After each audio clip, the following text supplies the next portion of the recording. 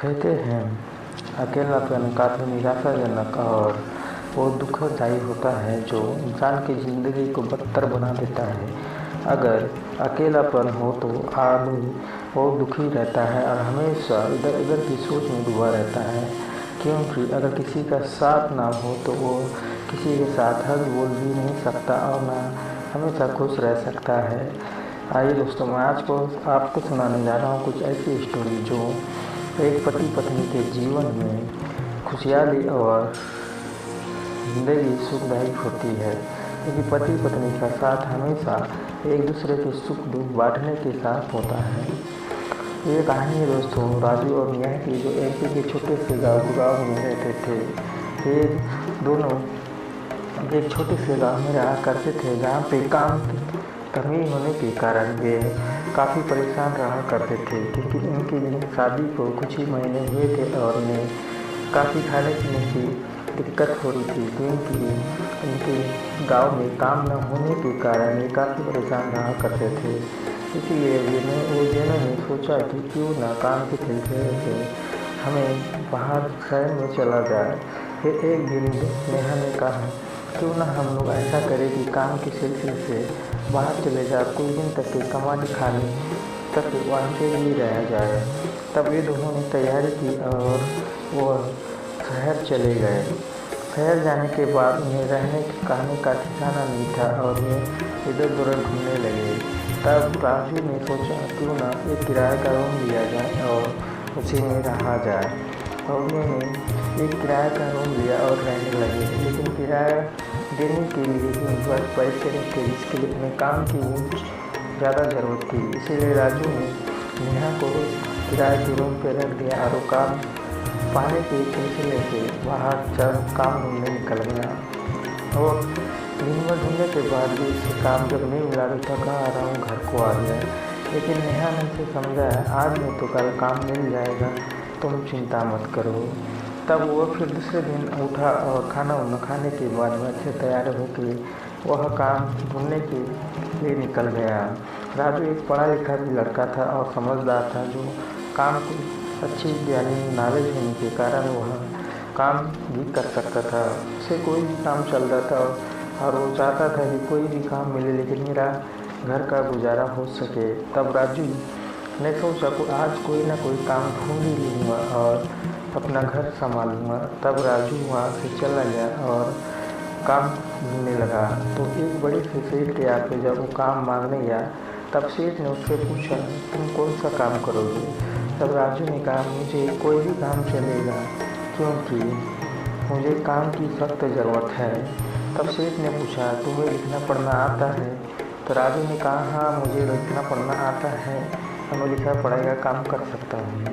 तब सेठ ने कहा ठीक है, तुम कल से मेरी कंपनी में आ जाना और वहाँ से लिखाई पढ़ाई का काम तुम वहाँ करने लगा और मैं कोई भी काम बताओ तो तुम्हें करना होगा। राजू इस बात के लिए मान गया और उसने सोचा अब नौकरी लग गई मुझे, मैं कल से काम पे आऊँगा। सेठ ने कहा ठीक है, कल से तुम आ जाओ काम पे। और वह ये सुन करके राजू बहुत खुश हुआ और वह घर आ गया। घर आने के बाद उसने नेहा को बताया कि मुझे काम मिल गया है एक अच्छी सी कंपनी में, जहाँ मुझे लिखाई पढ़ाई करने का काम मिला है। तब नेहा भी बहुत खुश हो गई और उसने सोचा अब हमारा गुजारा हो जाएगा और हमारी रोजी रोटी भी चालू रहेगी। दूसरे दिन फिर जब राजू अपने काम के लिए तैयार हुआ, तब नेहा ने खाना नाश्ता बना कर उसे दिया और कहने लगी आज काम का पहला दिन है, तुम अच्छे से जाना और हमेशा अच्छे से काम करते रहना। तब नेहा ने उसे टिफिन डब्बा दिया और जाने को कहा। राजू भी टिफिन डब्बा पड़ा और वहाँ से काम पे निकल गया। वह ऑफिस का पहला दिन था जहाँ वो गया था। तब सेठ ने उससे कहा आज ये लिखाई का काम है, करना है तुम्हें और इस काम को पूरा करने के बाद मुझसे आके मिलना। तब वह राजू ने पूरा काम किया और सेठ से आके मिला। उसके काम को देखकर सेठ भी काफ़ी खुश हुआ और उसने उसे शाबाशी दी।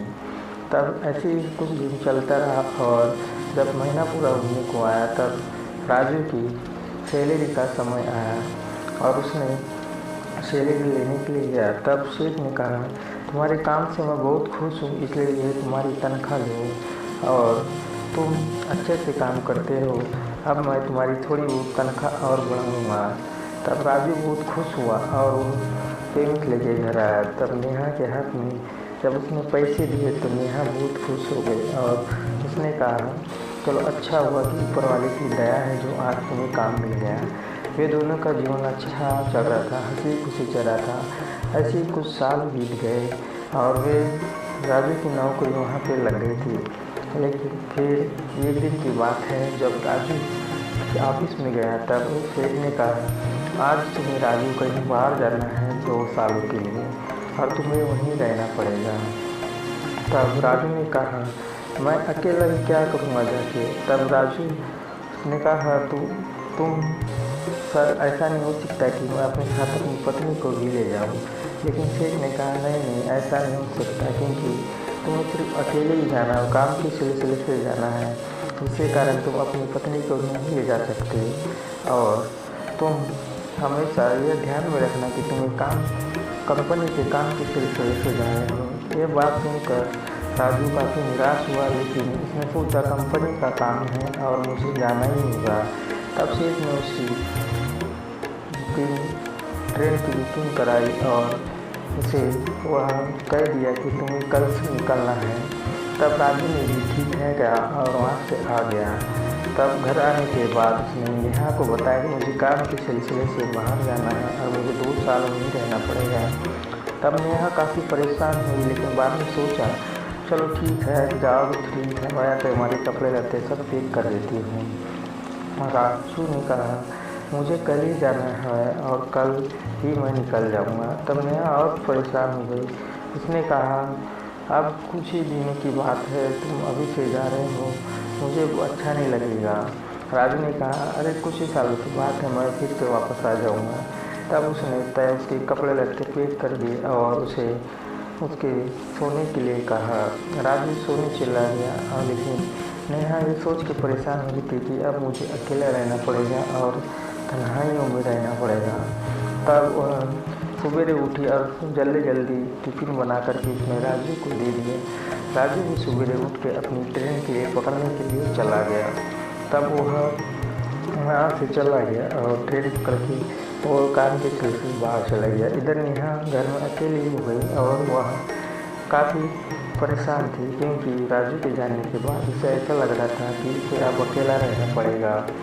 तब कुछ दिन की बात ऐसी ही होती गई और तब नेहा धीरे धीरे अकेलेपन में होती गई, क्योंकि राजू काफ़ी दिनों से बाहर था और उसे अकेलापन महसूस होने लगा। इसीलिए नेहा ने सोचा, क्यों ना अब घर में ही बैठा जाए और उससे कुछ काम किया जाए। लेकिन राजू के ना होने के कारण उसे काम में कोई मन नहीं लगता था और वो हमेशा राजू के बारे में सोचती रहती थी और उसे आने के बारे में पूछती रहती थी।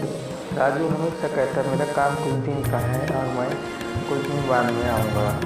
तब ऐसे ही करते करते समय बीतता रहा, लेकिन मोहल्ले वाले इसे हमेशा ताना मारते रहते थे कि अकेली रहती है, अकेलापन है इसका।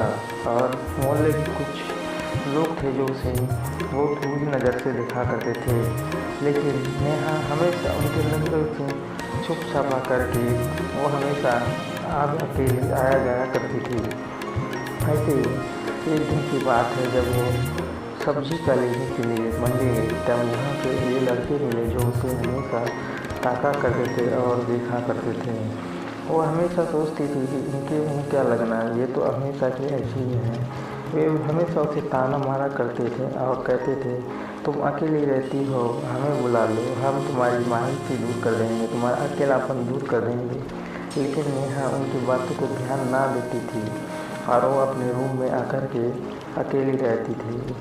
एक दिन की बात है, एक लड़के ने रात में आके उसके दरवाज़ा को खटखटाया, जिसके कारण नेहा काफ़ी परेशान हो गई और उसने पूछा, कौन हो तुम और यहाँ क्या कर रहे हो। तो ना बोलने के कारण नेहा समझ गई कि कोई ना कोई आया है जो यहाँ पे मेरे दरवाजे पे खटखटा रहा है। नेहा ने दरवाज़ा नहीं खोला और चुपचाप वहीं कमरे में बैठ गई। लेकिन फिर उसके बाद जब सुबह हुई तब देखा नेहा ने कि उसके दरवाजे के सामने कुछ रखा हुआ है। उसके दरवाजे के सामने एक गिफ्ट रखा हुआ था, लेकिन नेहा ने इसे नहीं लिया और फेंक दिया। तब मोहल्ले के उन लड़कों ने देखा कि जो गिफ्ट उन्होंने रात में रखा था वो गिफ्ट उसने फेंक दिया है। उन्हें बहुत गुस्सा आया और उन्होंने सोचा कि आज इन्होंने गिफ्ट फेंका है मेरा, इसे आज नहीं तो कल बदला लेंगे। तब फिर एक दिन और फिर जब नेहा मार्केट के लिए निकली और मंडी जाने के लिए तैयारी की, तब वह उसे देखते ही रहे और फिर ताने मारने लगे, आज तुमने गिफ्ट नहीं लिया तो हम तुम्हें छोड़ेंगे नहीं। नेहा ने कहा ये तो हर समय का कहानी है इनकी और हर समय ऐसे ही करते रहते हैं। जब यह बात सुनी तब नेहा फिर वहाँ से चली गई। नेहा ने अपना सब्जी का लिया और वापस घर आ गई, लेकिन नेहा को धीरे धीरे समझ में आ गया था कि ये लड़के हमेशा मेरे अकेलेपन और वेल्स का फ़ायदा उठाना चाहते हैं। इसीलिए वो फिर उसने राजू को फ़ोन किया और कहा तुम कब आ रहे हैं। राजू ने कहा कुछ दिनों की बात है, फिर मैं आ जाऊँगा। नेहा धीरे धीरे अकेलेपन में डूबते जा रही थी और वो हमेशा परेशान और तन्हाई में होते जा रही थी, क्योंकि उसके साथ कोई बोलने वाला नहीं था और ना ही उसके साथ हंसी मजाक करने वाला था। इसलिए हमेशा वह मायूसी की ज़िंदगी में जी रही थी। तब एक दिन की बात है, उसने सोचा क्यों न उसे गाँव चली जाए और वहाँ कुछ दिन रहा जाए। लेकिन नेहा को कुछ पता नहीं था।